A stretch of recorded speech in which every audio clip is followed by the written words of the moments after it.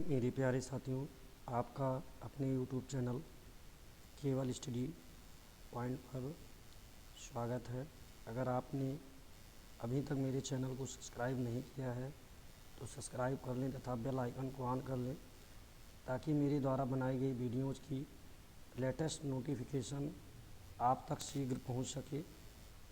चलिए आइए स्टार्ट करते हैं। हम लोग यूपी ट्रिपल एस सी पेट की तैयारी कर रहे हैं। इसमें मैथ हम पढ़ेंगे, जिसका पहला लेक्चर आप प्लेलिस्ट में जा कर के देख सकते हैं। हम लोग दूसरा लेक्चर स्टार्ट करने जा रहे हैं। आइए देखते हैं। आज हम लोग पढ़ेंगे भाज्य संख्या के बारे में कि भाज्य संख्या क्या होती है, इसके बारे में हम लोगों को पढ़ना है। तो भाज्य संख्या वह धन संख्याएं होती हैं जिनका एक व उस स्वयं संख्या के अलावा कोई अन्य गुणनखंड होता है। स्वयं संख्या के अलावा कोई तीसरा गुणनखंड होता है। अन्य गुणनखंड होते हैं, ठीक, उनको हम भाज्य कहते हैं। तथा स्वयं के अलावा भी किसी अन्य संख्या से पूर्णतः विभाजित होती है। जैसे 15 ले लो तो 15 का गुणनखंड 1 होगा, गुणे 3 होगा, गुणे 5 होगा, ठीक। और 15 भी इसका एक गुणनखंड होगा, 15 भी एक गुणनखंड होगा। तो इसमें 1 और 15 के अलावा हमको क्या मिल रहा है, 3 और 5 भी मिल रहा है। अतः हम कहेंगे कि यह एक भाज्य संख्या है। फिर आगे देखते हैं हम लोग अभाज्य संख्या।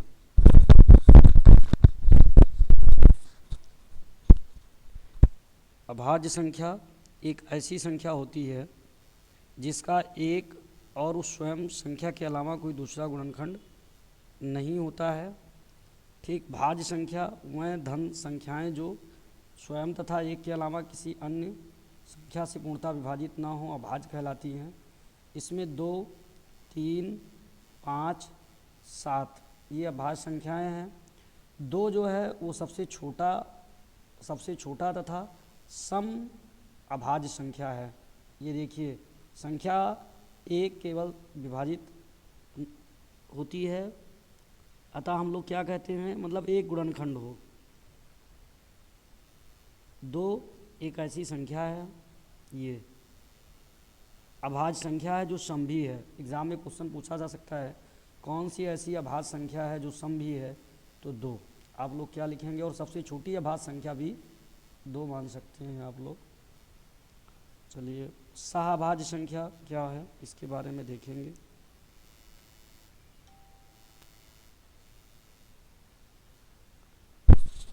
सहअभाज्य संख्याओं में कोप्राइम नंबर्स संख्याओं के ऐसे जोड़े जिनमें एक के अतिरिक्त कोई अन्य गुणनखंड या गुणनफल उभयनिष्ठ गुणनफल ना हो, तो ऐसे जोड़ों को दो संख्याओं का परस्पर अभाज्य संख्या अथवा सहअभाज्य संख्या कहलाएगी। मतलब जैसे आपके पास मान लो 5 है, ठीक, और फिर 20 है, तो ये सहअभाज्य नहीं होगी। क्यों? क्योंकि 5 का गुणनखंड 20 में मिलेगा, लेकिन अगर 5 और 21 है तो ये सहअभाज्य है। क्यों सहअभाज्य है?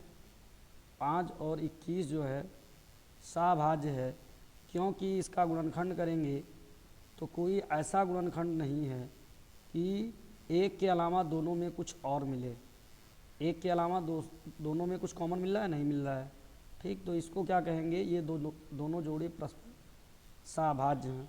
और सहअभाज्य की डिफिनेशन देखते हैं 4 और 7, क्योंकि 4 और 7 में कोई दूसरा गुणनखंड नहीं मिलेगा। 16 और 25, 16 और 25, अब 16 के गुणनखंड में 2 का घात 4 गुणे 1 आप लिख सकते हैं। 25 का 5 का पावर 2, 5 25 गुणे 1, तो 1 के अलावा कोई ऐसा दूसरा गुणनखंड नहीं है जो दोनों में हमको यहाँ मिल रहा है। तो हम लोग क्या कहेंगे कि ये सहअभाज्य है। ऐसे 15, 17 सहअभाज्य हैं, फिर 27, 32 भी। हाँ, इसमें एक चीज़ याद रखना, भाज्य संख्या भी हो सकते हैं, दोनों जोड़े भाज्य भी हो सकते हैं, ठीक। जैसे 8 और 15 ये दोनों भाज्य हैं, ये नहीं कि केवल अभाज्य संख्या इसमें लेंगे। चलो आगे देखते हैं हम लोग।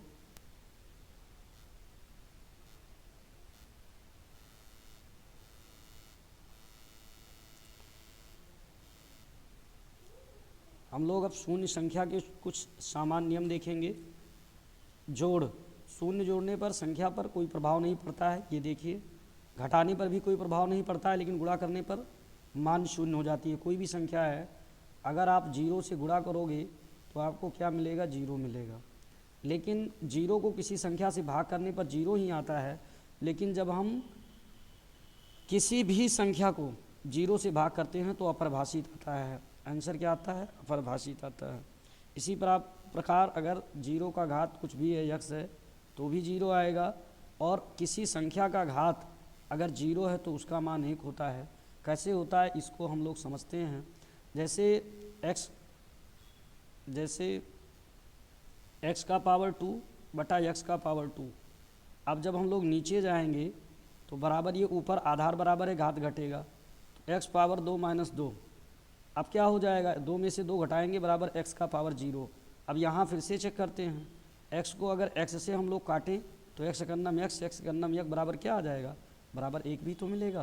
तो इस प्रकार से जब किसी भी संख्या का घात 0 है तो उसका मान 1 होता है।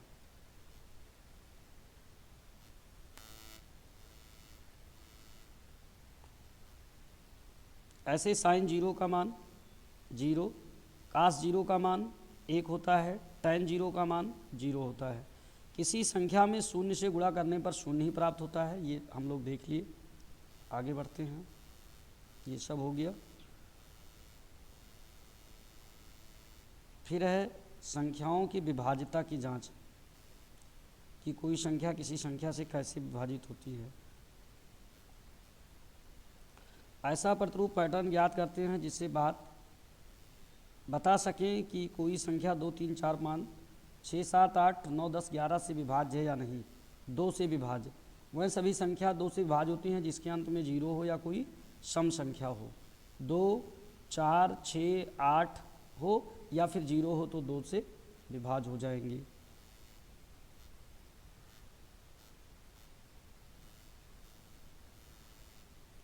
तीन से विभाज्यता का नियम, वह सभी संख्याएं 3 से विभाजित होंगी जिनके अंकों का योग 3 से विभाजित है। जैसे 14, 31, तो 14, 31 में हम लोग क्या करेंगे? 14, 31 को जोड़ेंगे तो 9 आया। अब 9 3 से भाग जाएगा ना, डिवाइड हो जाएगा। तो 3 से विभाज्यता का नियम क्या है? सारे अंकों को जोड़ लीजिए, उसके बाद में जो भी आया, जैसे 525। अब 525 को अगर हम लोग जोड़ते हैं तो 5 + 2 + 5, तो ये कितना आएगा? 12। 5 2 7 5 12। अब 12 3 से डिवाइड हो जाएगा बराबर 4 में, तो हम लोग क्या कहेंगे कि ये अंकों का योग अगर 3 से भाग है तो भाग हो जाएगा। फिर अगला 9 संख्या 3 से आगे 4 से विभाजिता,